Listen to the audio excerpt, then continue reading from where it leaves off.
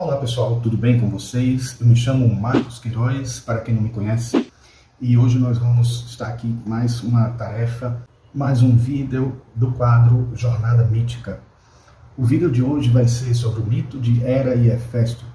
Vai ser interessante vocês verem que ele faz parte ainda daquele mitos relacionados à família, e esse em especial é bem interessante para como a gente pode entender a relação da mãe com os filhos, aquela relação de querer sempre achar que ele é o melhor de todos, ou deve ser o melhor de todos, ou como ele pode ser visto pela sociedade, a aparência dele na sociedade, como é essa relação do filho com a mãe com o filho, nesses termos. E especificamente vamos falar do deus Hefesto e o chamado princípio Hefesto, que tem a ver ligado a esse deus, e como ele pode ser interpretado dentro de uma perspectiva psicológica e esotérica, a partir de uma visão de hostes angelicais, e como ele se enquadra nessa visão de deuses, de devas, ou de seres ou criaturas ou entidades ou princípios que formam o universo, que regem o universo, a criação, ele sendo um deus ferreiro, um deus que forja todo o universo, um deus que é capaz de criar todos os instrumentos dos outros deuses, e aquele que tem habilidades artesanais capazes de construir coisas de acordo com a sua vontade. A relação dele com Afrodite, que era sua mulher, e da traição que aconteceu de Ares, também tem uma relação psicológica muito forte. A gente vai falar sobre isso logo depois da nossa vinheta.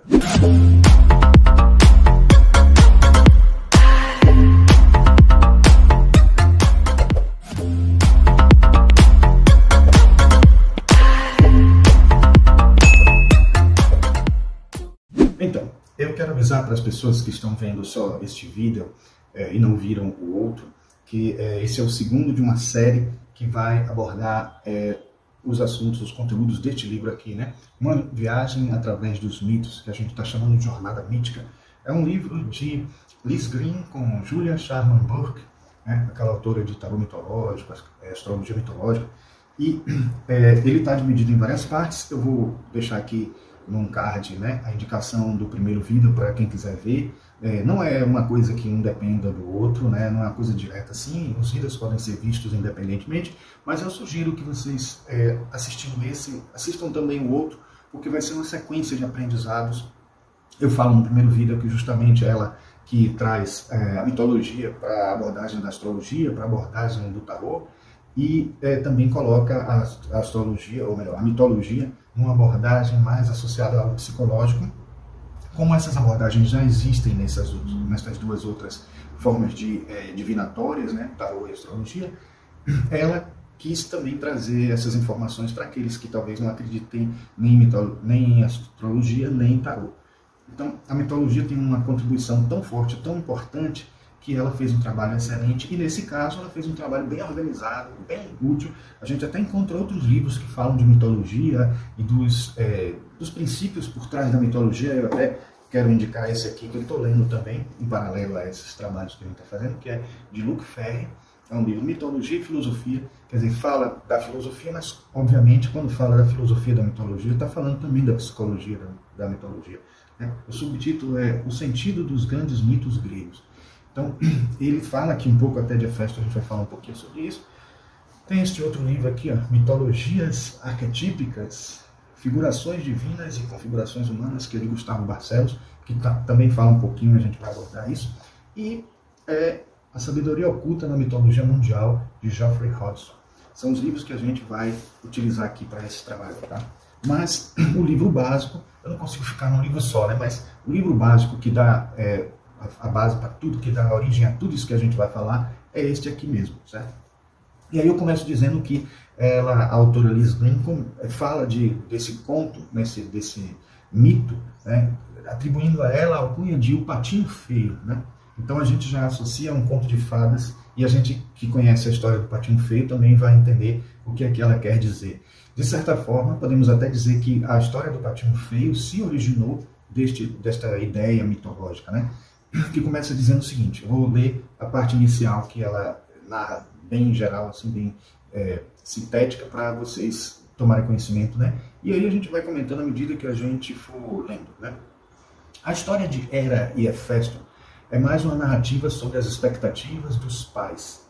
Nela, o que se espera da criança não é a imortalidade, mas uma beleza física própria de um deus olímpico.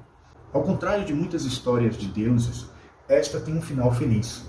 Hefesto acaba sendo reconhecido por seu grande talento e recebe um lugar de honra na família. Mas tem que sofrer para conquistar seu lugar e seu sofrimento é injusto. Zeus e Hera, rei e rainha dos deuses, conceberam seu filho Hefesto num arrobo de paixão antes de se casarem. Infelizmente, esse filho tinha uma malformação. Seus pés eram tortos e seus quadris deslocados despertavam o riso incontrolável de todos os imortais quando o menino andava entre eles. Hera, envergonhada por haver produzido, com toda a sua beleza e grandiosidade, um filho tão imperfeito, tentou livrar-se dele. Atirou-o do alto do Olimpo, do mar, onde ele foi apanhado por Tétis, a rainha dos oceanos, que a gente já viu no conto anterior, no mito anterior. Durante 9 anos, o menino permaneceu escondido sob as águas, mas o talento de Hefesto é tão grande quanto sua feiura, e ele passava o tempo todo forjando milhares de engenhosos objetos para suas amigas, as ninfas do mar. Compreensivelmente, também se sentia furioso com a maneira como fora tratado, e à medida que seu corpo e sua mente foram se fortalecendo, planejou uma vingança astuciosa. Um dia Hera recebeu do filho ausente uma dádiva, um requintado trono de ouro, lindamente esculpido e decorado. Sentou-se nele, encantada, mas ao tentar se levantar, foi subitamente agarrada por mãos invisíveis. Em vão, os outros deuses tentaram retirá-la do trono, somente Hefesto seria capaz de soltá-la. Mas ele se recusou a deixar as profundezas do oceano. O deus da guerra, Ares, o irascível irmão de Hefesto, tentou arrastá-lo à força, mas o rapaz atirou-lhe tições em brasa. Dionísio, seu meio-irmão e deus do vinho, teve mais sucesso. Embriagou Hefesto, jogou-o no lombo de uma mula e o levou até o Olimpo. Mas Hefesto continuou se recusando a cooperar, a menos que seus pedidos fossem atendidos. Pediu como esposa a mais encantadora das deusas, Afrodite. Desde então houve paz entre Hera e seu filho. Esquecendo o rancor de antes, Hefesto, correndo risco de vida, tentou defender a mãe quando ela foi espancada por Zeus. Irritado, Zeus pegou o filho por um dos pés e atirou-o do alto da corte celeste. Mas Hefesto voltou a ser levado ao Olimpo e fez as pazes com o pai e passou a desempenhar para sempre o papel de pacificador entre os mortais.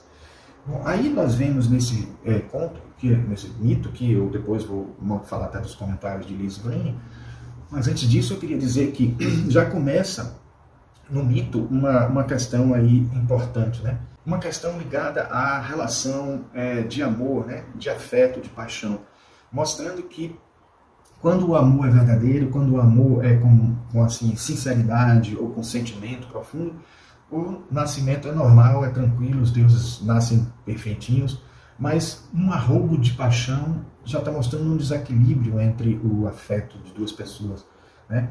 A gente pode até entender aí, embutido na mensagem mitológica, a mensagem de um amor equilibrado ou de uma relação equilibrada.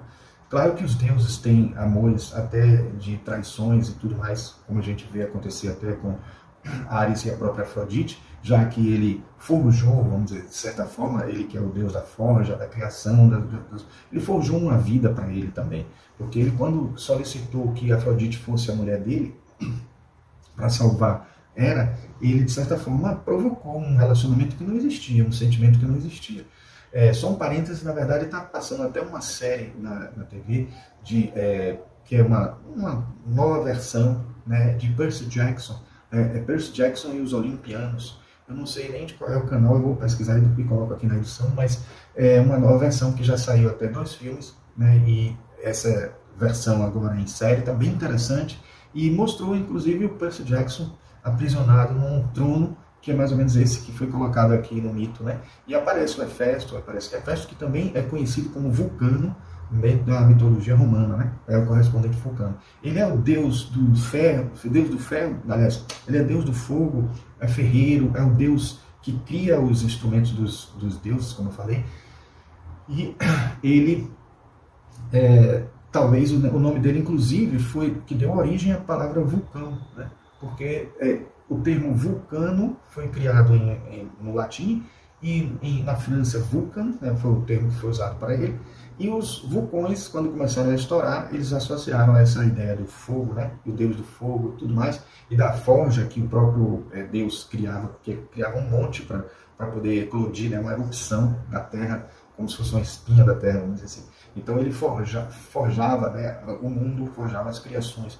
Então é interessante a gente entender dentro dessa perspectiva, porque na visão teosófica de Geoffrey Hodgson, que eu não poderia dizer que é uma interpretação teosófica, é uma interpretação de um teosofista, porque ele mesmo diz que existem muitas possíveis interpretações, e dentro da interpretação dele, ele faz uma alusão a um princípio, né? Ele fala até de 3 princípios que são importantes. O princípio Helios, né? O princípio Eros e o princípio Hefesto, em que eu associei, de certa forma, as 3 emanações do Logos, né? Então, o Forhat, o Prana e a Kundalini. E o Hefesto seria a associação à Kundalini por conta desse fogo, né, mais denso, esse fogo de criação da matéria, criação do universo, esse fogo kundalínico que faz com que o universo seja criado do jeito que a gente conhece, em ambiência, né, em fisicalidade, materialidade. E eu diria que essa materialidade não está presente só no mundo físico, né, no mundo astral e mental, que também possui matéria. Então, é um princípio que está associado aos diversos mundos, aos diversos planos, e que tem a ver com essa possibilidade de criação. Ele diz uma coisa interessante aqui, que ele é uma representação perfeita das hostes angelicais que trabalham nessa parte da construção do universo. Hostes angelicais é um termo que ele gosta de usar muito, inclusive, mas ele está se referindo aí à possibilidade de o Hefesto, o vulcano, ser uma possível interpretação bem forte de uma ideia de um Deus que cria os universos e sendo hierarquicamente inferior aos deuses maiores, mas ele também cria instrumentos para os deuses maiores. Não é à toa que a gente vê até ele criando instrumentos até para Zeus. Ele é o criador dos raios. Ele tinha 3 cíclopes, que uma era relâmpago, raio e trovão. Então, ele de certa forma, cada cíclope desse associado à criação de um desses instrumentos de Zeus, que era o pai dele, Zeus, o deus maior, né? Talvez nem seja o deus maior, porque quando Geoffrey Hodgson fala aqui do princípio Helios, ele está se referindo ao deus maior, talvez o Forhat, vamos dizer assim, ou um deus dos deuses, ou um deus absoluto, né, que seria o Sol, e de certa forma, pelo menos um deus solar, para o nosso sistema solar, né? Então, a gente pode entender que Helios está acima até do próprio Zeus, ou do Júpiter. Então, mas um Deus que está acima dos outros, dentro de uma hierarquia, ele precisa de outros emissários, de pessoas, de seres, seres que possam estar lhe ajudando nessa situação de criar, de fazer com que o universo funcione, né, do jeito que ele precisa que funcione. E é interessante aí entender aí que não só a questão da criação do Hefesto ter sido já conturbada, depois a gente vê ele tendo uma malformação, e essa malformação fez ele ter uma atitude de baixa autoestima, e por isso reagir a essa situação, e ao reagir a essa situação, ele criou toda essa trama, essa artimanha para poder se safar de uma situação que era de ser mal visto pelos deuses. E ainda mais, continuando um pouquinho na história, quando ele foi traído por Ares, né? Então essa associação de Ares, Afrodite e Hefesto é muito forte na mitologia, porque, primeiro que, curiosamente, né, um comentário feito por Gustavo Barcelos aqui sobre esse mito, ele diz que as deusas não tomaram muito conhecimento dessa história, não gostaram muito dessa história, e talvez isso já seja um pouco da visão filosófica grega, que foi os filósofos gregos criaram os mitos, né, de certa forma, os mais antigos, e eles já mostravam, de certa forma, uma tendência das mulheres não gostarem tanto desse processo de traição, de não gostarem muito deste conceito de adultério, né? Por mais que a gente saiba, né, e vocês todos sabem, que existe adultério por parte da mulher, mas ele é muito mais comum nos homens, né? Talvez até isso esteja mudando um pouco hoje, ou esteja se dividindo mais, né, e tal, mas há uma tendência maior dos homens para esse tipo de situação. E no mito, ele conta que as deusas mulheres não tomaram muito conhecimento e os deuses ficaram mais interessados em saber. E não só isso, eles faziam até chacota, né, vamos dizer assim, bullying com Hefesto, né, pela situação que aconteceu. E de certa forma, a gente entende até que aconteceu como uma consequência de ele ter forjado um relacionamento que não era verdadeiro.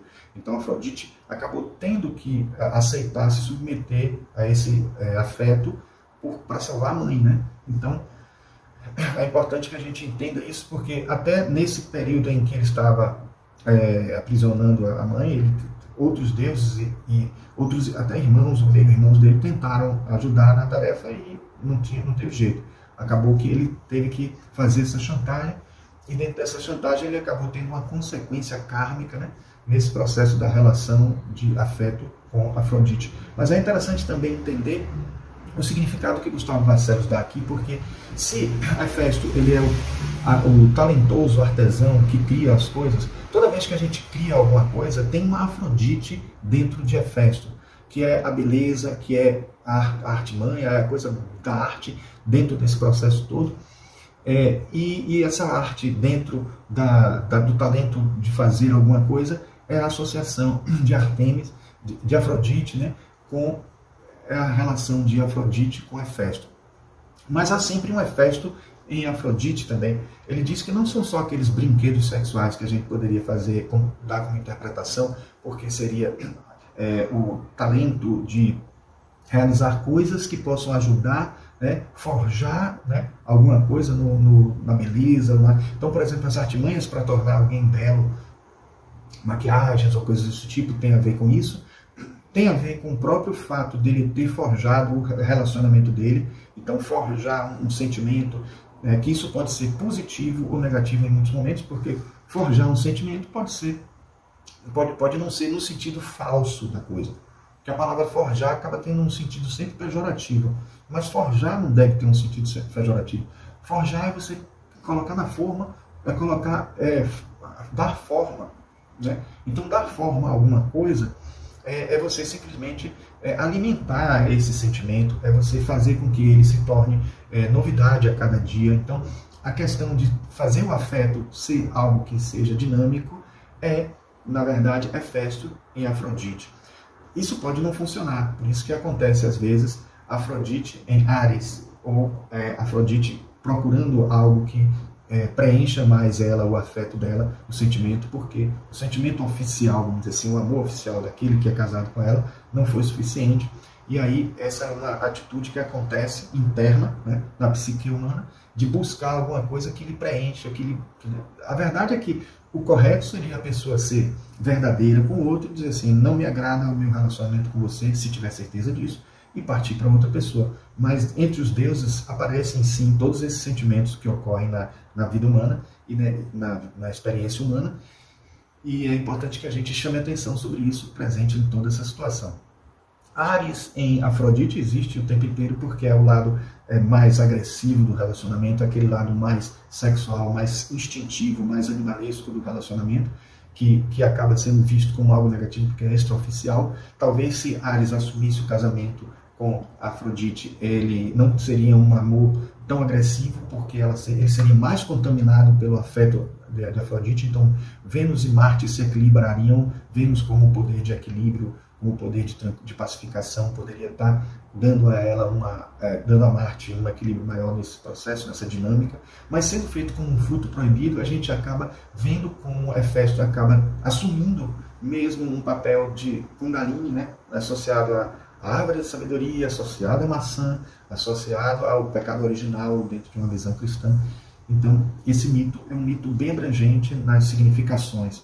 Agora vamos ver o que é que Liz Greene fala nos seus comentários. Ela diz o seguinte: essa história fala de como queremos que nossos filhos sejam um reflexo de nós mesmos, e não o que de fato são. Quantos pais bonitos desejam um filho ou uma filha que sejam belos e reflitam sua glória? Outras vezes esperamos que nossos filhos ponham em prática um talento nosso que não foi desenvolvido ou assumam os negócios da família. O que quer que sejamos ou queiramos ser, esperamos que nossos filhos sejam uma extensão de nós e podemos magoá-los antes de descobrirmos seu verdadeiro valor. Essa lenda é complexa e tem muitos temas sutis. Hefesto, malquisto e mal acolhido, encontra amizade e apoio entre os deuses do mar, que o aceitam em seu domínio subaquático. Muitas vezes, uma criança que não é apreciada em seu núcleo familiar tem a sorte de encontrar um avô, um tio ou um professor compreensivo, capaz de reconhecer e incentivar suas habilidades. E não devemos nos surpreender ao descobrir que o filho em quem depositamos expectativas injustas guarda ressentimento e raiva de nós. A vingança de Hefesto é engenhosa. Ele não deseja destruir a mãe, mas ser bem acolhido por ela. Para consegui-lo, prende-a numa cilada. Que cilada é essa de que nenhum Deus consegue libertá-la? Hera, apesar de sua severidade e rejeição, não está imune aos sentimentos de obrigação que tem para com os filhos. Ela não é má, ela é apenas fútil e egoísta, como tantas vezes os seres humanos são. Hefesto a faz recordar-se da dívida indestrutível da maternidade, o que em termos humanos é vivido como o que chamamos culpa. Quando sentimos culpa em relação a nossos filhos, é que talvez saibamos lá no fundo que podemos ser responsabilizados por não reconhecer sua verdadeira identidade e valor. Só podemos nos libertar quando nos conscientizamos da maneira como tratamos aqueles a quem dizemos amar e conseguimos oferecer-lhes aceitação em vez de expectativas impositivas. A capacidade de perdoar, que faz parte da natureza de Hefesto, também nos diz algo sobre o poder do amor para superar os conflitos e mágoas familiares. Os filhos são capazes de perdoar os pais por um sem número de atos de omissão e autoritarismo, desde que saibam que esses atos foram praticados sem intenção e que se demonstre remorso e compreensão. Um pedido sincero de desculpas é uma enorme contribuição para sarar as feridas. Essa lenda nos ensina que as mágoas da infância não são irreversíveis e nos estimula a buscar o verdadeiro valor daqueles que amamos, mesmo que eles não correspondam à imagem do que desejamos e esperamos que sejam. Então veja que mensagem positiva está por trás, né, desse mito, e quantas informações até do nosso cotidiano esse mito traz para a gente à tona, para que a gente reflita. Como, por exemplo, aqueles pais que querem que os filhos sejam médicos, porque ele sonhou ser médico e nunca conseguiu ser, e não teve condições, e aí força a barra para que ele seja médico e tal. E aí não respeita a identidade do filho, não respeita a decisão, não respeita os valores dele, as buscas dele. Isso é um ponto forte que existe muito aí. Eu tive mesmo uma aluna que ela disse que o pai dela teve 7 formaturas, aliás, teve 7 cursos universitários, e curiosamente o primeiro que ele teve foi de arquitetura e o último que ele fez foi de economia. E ela estava fazendo arquitetura e estava desistindo e partindo para o outro curso. E curiosamente o outro curso que ela queria fazer era o segundo curso que o pai fez. Então, imagine se ela repetisse toda a trajetória dos 7 cursos. Aí ela brincando até, disse, por que você não vai logo para a economia, que já é o último, você ganha tempo. Mas claro que isso, apesar de uma brincadeira, no fundo eu estava passando uma mensagem de que ela tivesse cuidado para ela ser ela mesma nas decisões. E hoje em dia a gente tem até na UFBA, aqui na Bahia, o BI, né, Bacharelado Interdisciplinar, que é uma decisão que foi ótima, de durante 2 anos a pessoa fazer várias disciplinas de arte, ou de tecnologia, ou das áreas de saúde.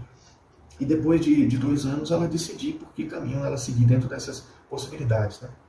Mas eu acho que, independente disso, a orientação que os pais devem dar, a orientação que os pais devem ter sempre em mente para aplicar com seus filhos é de deixar eles livres para escolherem, né? E isso vale não só para a profissão, vale para tudo, né?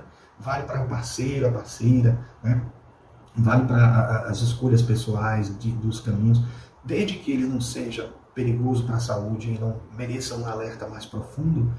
Os pais devem deixar os filhos escolherem de alguma forma, e principalmente se for uma coisa que não seja tão prejudicial, fazendo com que eles próprios descubram por si mesmos algumas coisas, sem que a gente precise estar impondo tudo, né? A gente ouve falar sempre em psicoterapia que isso é uma coisa, uma prática normal dos terapeutas, de quando eles descobrem alguma coisa na análise, eles não dizem diretamente logo essa coisa que eles descobriram, se é uma coisa que a pessoa precisa mudar, precisa se transformar. O que ele faz, o psicoterapeuta, é orientar a conversa, o diálogo, no sentido de o próprio paciente descobrir, desvendar isso nele. Né? Isso é um respeito também às suas próprias decisões, fazer com que isso venha a nascer de um processo, né, de descoberta interna, né, um processo de caminho muito, muito útil, muito interessante. E quando a gente está falando de Hefesto, está falando de Afrodite, está falando de Ares, a gente está falando de poder criativo, é tudo fogo. Na verdade, vejam como tem fogo aí em todos eles, né? A presença do fogo, talvez Afrodite nem tanto, porque Afrodite está mais para a terra, né? Que é Vênus. Mas a gente pode ver aí em Hefesto, Deus do fogo, em Ares, o elemento fogo, né? O Marte, né, em Roma, né, que seria o elemento fogo. Mas esses são, nessas orientações, a gente pode dizer que até dentro de uma perspectiva de análise mais de Alice Bailey, né, a gente poderia dizer que são 3 fogos diferentes aí, né? Aquela do tratado do fogo, né? O tratado do fogo cósmico, e que a gente neles encontra em todos eles as 3 emanações, né, do Logos. Né? Mas a gente vê aí também a necessidade da relação, do amor, do afeto. Vocês viram que a gente fez uma análise inicial de uma perspectiva mais macro dos mitos, né? Mostrando como eles podem ser interpretados dentro de uma visão mais ampla do universo, mas isso está tudo dentro de nós também, né? Porque nós somos parte desse universo, e por sermos parte desse universo, nós temos dentro de nós todos esses conteúdos que precisam ser analisados. Uma coisa que eu queria encerrar aqui é deste livro aqui, falando sobre Hefesto, né? Ele fala que o Hefesto também ele é um grande símbolo do trabalho, né? Um grande símbolo do trabalho que já está, de certa forma, um pouco esquecido, né? Na verdade, é o símbolo do verdadeiro trabalho, da pessoa que é trabalhadora, a pessoa que quer aprimorar o seu trabalho, que está bastante associado à parábola dos talentos, né?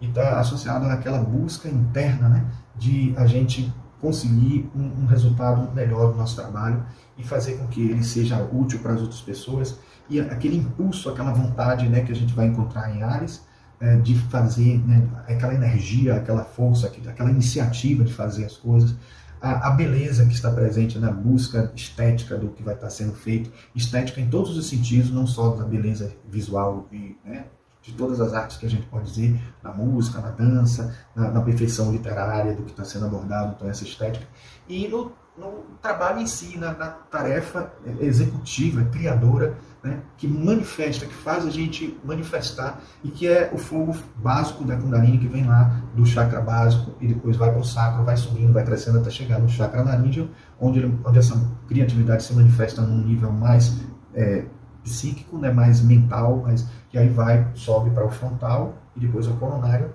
e aí essa criação se torna algo não mais intelectual somente, mas algo cósmico, algo búdico, algo que transcende, e depois vira uma criação, uma ideia, um elemento que pode ser forjado, pode ser criado, pode ser manipulado, pode ser artesanalmente executado no mundo. Então, isso é uma síntese do que a gente poderia dizer que está associado a esse mito, né?